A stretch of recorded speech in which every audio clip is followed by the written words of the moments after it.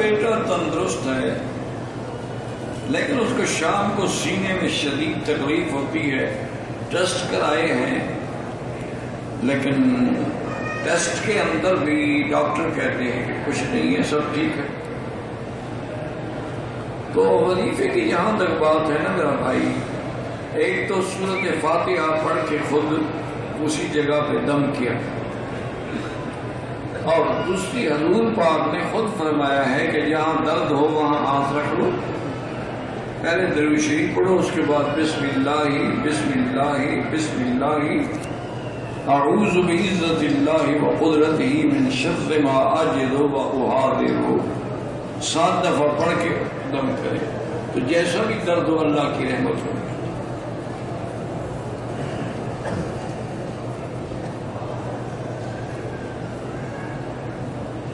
کہتے ہیں جی کہ فتاوی اعظم، پتہ نہیں کون سا فتاوی اعظم، میں نے تو آج ہی نام سنا ہے اس کا،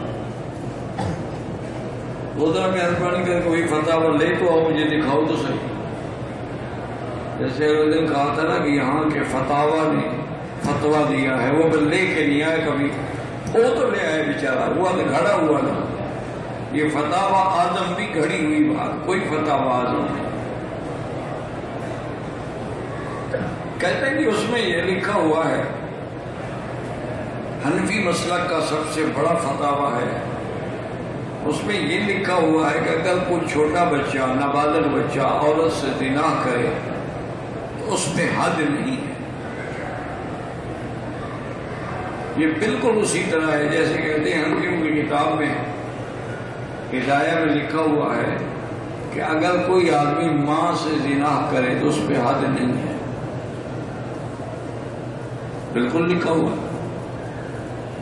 لیکن اب اگر تم لوگوں سے اللہ نے غصے میں عقل چھین لیا ہو، حسد کے مارے ہوئے تم کوئی بات سمجھنے والے نہ ہو، حد تعزیر، یہ بندہ تو حد والے مسئلے سے آگے گزر گیا، کس نے عام عورت سے نہیں، ماں سے زنا کیا، تو اس کو یہ نہیں ہے کہ 100 کوڑا مار کے تم چھوڑ دو، 80 کوڑا مار کے چھوڑ دو، آگے لکھا ہوا ہے بل یقتل، ایسے بدبخت کو قتل کیا جائے۔ یہ صرف یہ نہیں کہ مارا ہو تو کوڑے مار دو، جیسے تو ماں سے بھی۔ اسی طرح جب چھوٹا بچہ ہے، وہ بالغ تو ہوا نہیں، اس پہ حد کیسے جاری کریں؟ اب اتنا عقل اللہ دے تو بات سمجھ آئے گا، اس کو قاضی تعزیر کرے گا لیکن حد نہیں جاری کر سکتا، جو کو تو بالغ ہی نہیں۔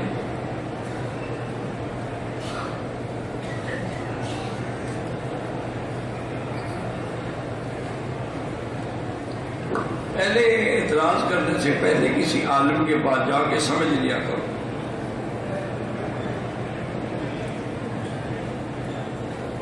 کہتے ہیں جی کہ دوسرا سوال بھی اسی طرح ہے، کہاں پر جس فتاوے میں آپ نے پڑھا پہلے وہ فتاوی لے آئے،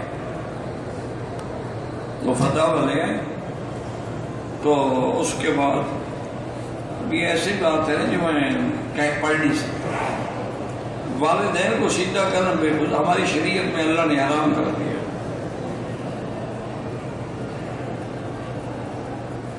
والد فوت ہو گیا، عمرہ کر سکتے ہیں، بالکل کر سکتے ہیں، اگر دوران طواف ایک اشارہ بھول گئے کچھ نہیں ہوتا۔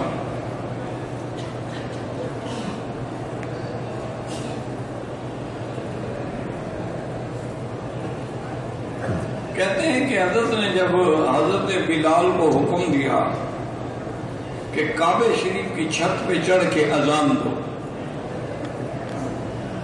تو حضرت بلال نے پوچھا کہ یا رسول اللہ میں منہ کس طرف کروں؟ تو آپ نے میری طرف کرو، یہ اگلا تم نے خود جھوٹ گڑا ہے، اس میں کوئی حقیقت نہیں۔ یہ دنیا کی کسی کتاب میں نہیں ہے کہ نبی کے چہرے کی طرف دیکھ کے اذان کہو، اور نہ یہ ضروری ہے کہ کعبے کی طرف دیکھ کے اذان کو، چاہے چہرہ کسی دوسری طرف بھی کیوں نہ ہو، کوئی ضروری نہیں ہے کہ کعبے کی طرف نظر ہو۔ یہ صحیح حدیث ہے کہ بلال نے کعبے کی چھت پہ حضور کے حکم سے کھڑے ہو کر اذان دی۔ جب آدمی اونچی جگہ کھڑا ہوتا ہے ضروری نہیں ہوتا ہے کہ وہ کعبے کی طرف رخ ہو۔ اب جو حی علی الصلاۃ رخ پھیرتے ہو کہ نہیں پھیرتے، کعبے کی طرف تو نہ رہا نا۔ یہ باقی تم نے خود کھڑا ہے.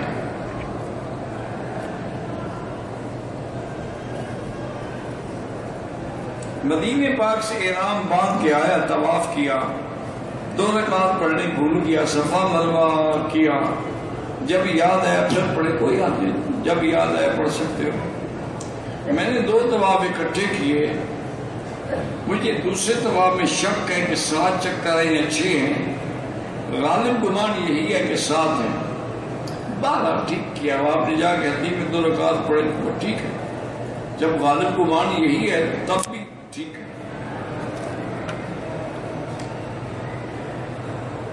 اگر حرم میں چپل گم ہو جائے تو باہر رکھے ہوئے اٹھا لیں, بالکل نہ اٹھائیں.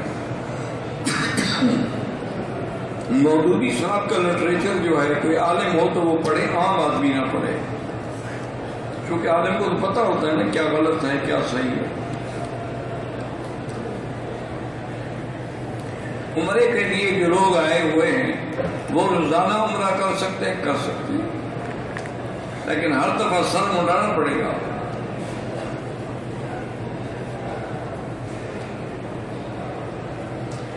انسان کی جنت اور جہنم کا فیصلہ اللہ کے علم میں ہے یا عمل دیکھ کے فیصلہ کر؟ نہیں, اللہ کے علم میں. ابھی ہم پیدا بھی نہیں ہوئے. اللہ کو پتہ ہے کون جنتی ہے کون جہنمی ہے. ہمارے دکھانے کے لیے یہ ہے کہ اگر اعمال جنت والے ہیں تو گویا وہ جنتی, ورنہ کبھی کبھی موت کفر پہ آ جاتی. اگر اعمال کافروں والے ہیں سمجھو کہ جہنمی, لیکن کبھی کبھی آخر میں اللہ پاک کلمہ نصیب کرتے ہیں. تو یہ معاملہ اللہ پہ چھوڑ دیں, ان بحثوں میں نہ پڑیں. اکثر لوگ کعبے کی طرف پاؤں رکھ لیتے ہیں, کر کے بیٹھتے, کوئی حرج نہیں ہوتا ہے.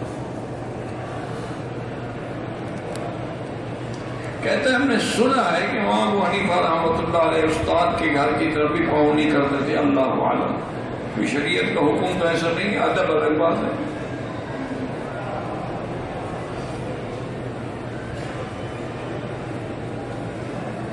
یہ تو ہو چکے ہیں نا. عمرے یا نفل طواف کے 2 رکعت جو ہیں وہ حتیم میں پڑھ سکتے, بالکل افضل ہے کہ مقام ابراہیم کے پیچھے پڑھو یا حتیم میں پڑھو.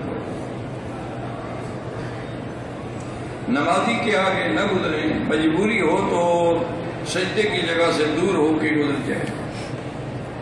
اسلام آباد ایئرپورٹ پر وضو کرنے کے لیے سر پر باندھا ہوا رومال کھول کر مسح کیا, وضو کے بعد دوبارہ باندھ لیا تو کوئی دم تو نہیں ہے. وضو کے بعد باندھ لیا تو کوئی دم نہیں.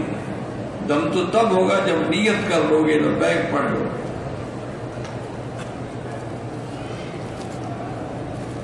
جو زندہ آدمی ہیں ان کے لیے عمرہ کی ضرورت نہیں ہوتی, اگر معذور ہے الگ بات ہے,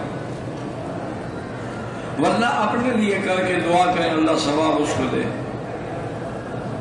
پاکستان سے آئے یا کہیں سے آئے, مسجد عائشہ سے احرام باندھ کے عمرہ ہو سکتا ہے.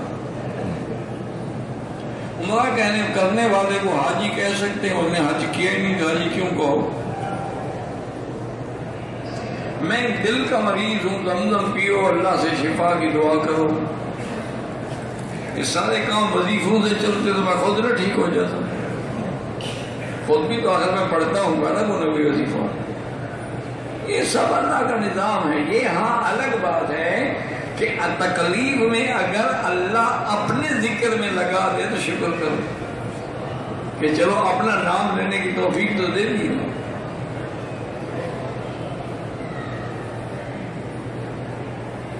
امام اور مؤذن کے لیے داڑھی ہوئی 1 مشت. دل میں بڑی منافقت ہے, توبہ کرو. عمرے کے لیے مسجد عائشہ گئے, واپسی پہ بیگم بچوں کے ساتھ ہوٹل چلی گئی. میں نے طواف اور صفا کیا, پھر میں ہوٹل چلا گیا.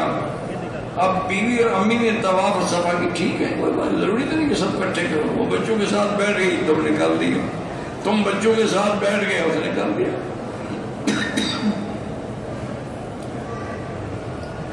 طواف شروع کیا, درمیان میں حتیم میں نوافل کا موقع مل گیا تو اندر جا کے 2 رکعت تو طواف ہی باطل ہو گیا تمہارا.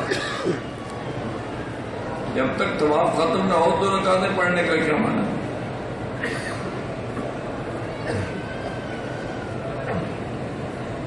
اگر کسی کے ایڑیوں میں درد ہوتا ہے وہ جوتے پہن کے طواف کرتا ہے، اگر جوتے نئے ہیں پاک صاف ہیں کوئی حرج نہیں۔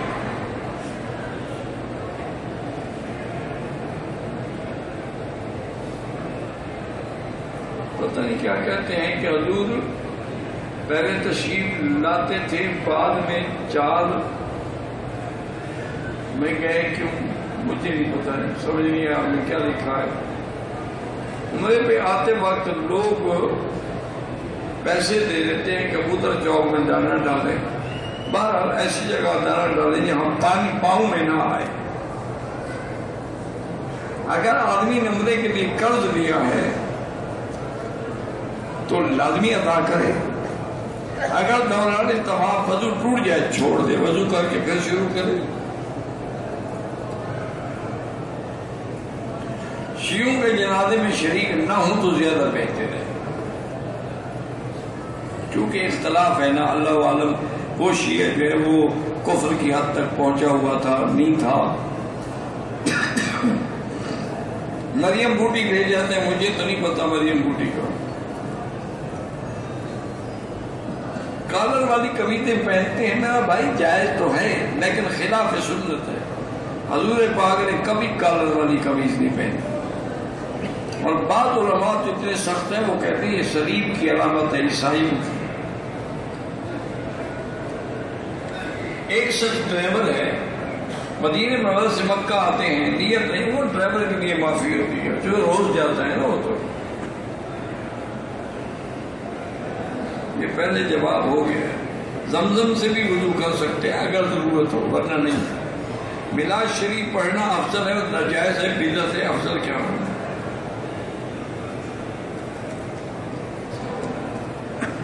مرد اور مسجد عائشہ سے احرام باندھ، ہاں دونوں باندھ سکتے ہیں۔ چاندی کی انگوٹھی کا کاروبار ہے، دکان والوں کو ادھار پہ انگوٹھی دے سکتا ہوں، دے سکتے ہیں، لیکن بہتر یہی ہوتا ہے کہ سونا چاندی نقد ہو۔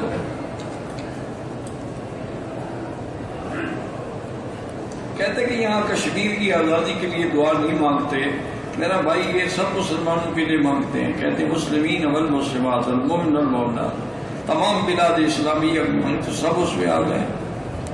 اب ایک ایک کا نام لے پھر اور بھی تو ناراض ہوں گے نا کہ میرا نام کیوں نہیں لیا۔ جو غیر مسلم لوگ دنیا میں نیکی کے بڑے کام کیے ہیں، مدر ٹریسا ہے، ڈاکٹر وقفاؤ وغیرہ ہے، آخر میں بخشش تک نہیں ہو، ان کی موت ہی کفر پہ آئی ہے تو بخشش کیسے ہو جائے؟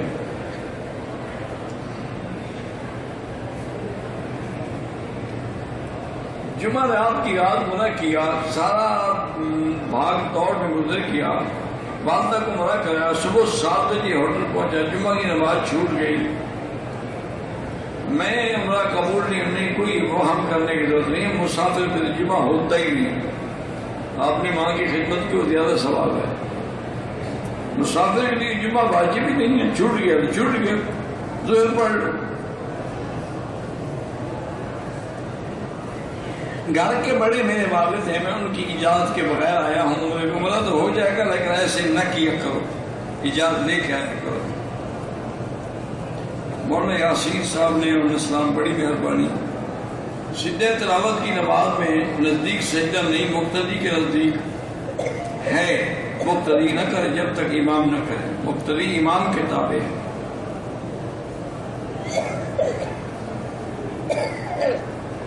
بہرحال طواف کے اندر افضل وہی ہے جو حضور نے پڑھا ہے، سبحان اللہ الحمدللہ لا الہ الا اللہ واللہ اکبر۔ خلاف کعبہ کو نہ پکڑا کریں۔ خواتین کو نماز میں ساکس پہننا شرط ہے، شرط نہیں ہے لیکن پہلے اچھی بات۔ مسجد عائشہ میں بار بار جا کر عمرہ کرنا درست ہے، ہاں درست ہے، جب ایک ثابت ہو حدیث میں تو اس کو لاکھ دفعہ کرو تو حضور نے ایک حج کیا، اگر ہم 10 حج کریں گے تو باقی 9 غلط ہو جائیں گے۔ اگر کوئی خاتون اپنے ملک سے میقات پر نیت کر کے آئے حیض کی حالت میں تو وہ بیٹھی رہے، بس مسجد عائشہ جانے کی ضرورت نہیں، وہ نیت تو کر کے آئی ہوئی ہے نا، بیٹھی رہے، جب پاک ہو عمرہ کرے۔ احرام کی حالت میں اس نے غلطی سے ہاتھ دھوئے صابن سے 5-10 روپے خیرات کر دے، واللہ اعلم، ربنا تقبل منا انک انت السمیع۔ ویڈیو کے نیچے سبسکرائب کے بٹن پہ کلک کریں، بیل کے آئیکن پہ کلک کیجئے تاکہ ہر نئی ویڈیو کی نوٹیفیکیشن آپ کو مل جائے۔